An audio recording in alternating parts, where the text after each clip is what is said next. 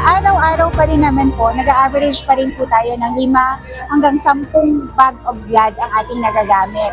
So patuloy po natin yung kailangang masustain at kailangan po dapat 1% ng ating population ang nagdo-donate po ng dugo para tayo ay merong stable blood supply sa ating probinsya.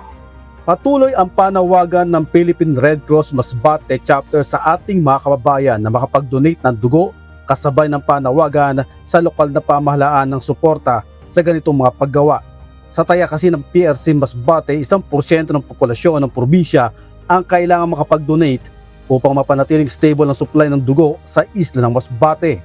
Kaya naman kahit iba sa regular na schedule, mayroon pa ring blood donation drive sa lalawigan. Malaking tulong din ito upang hindi natatakbong mga pasyente sa karatig lalawigan para lang sa kailangang dugo. Palibhasa, ang Masbate isang isla na madalas na na-isolate lalo sa mga panahon ng bagyo o kalamidad. Ang Members Church of God International o MCGI ay isa sa regular na tumutugon sa panawagan ng PRC sa Masbate. Ang ilan, bagaman first-time donor ay naglakas ng loob sa layuning makatulong at makapagdugtong ng buhay sa mga pasyente. Nakakakaba po pero pag nakukuhanan na po, napakasarap. Sana po yung mga kapatid na hindi pa nakakasubok, sana sumubok po sila para makatugon tayo sa nangangailangan ng dugo. Salamat sa Diyos at may mangangaral tayo na mayroong advokasya na ganito na nakakatulong na masarap sa pakiramdam na makuha ng kandagdo ng dugo.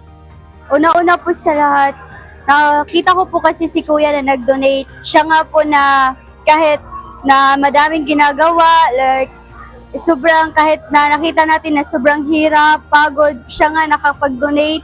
Kaya may pa kaya na nasa bahay lang and may kakayahan naman po na mag-donate. Bakit naman po hindi? Salamat po sa Diyos.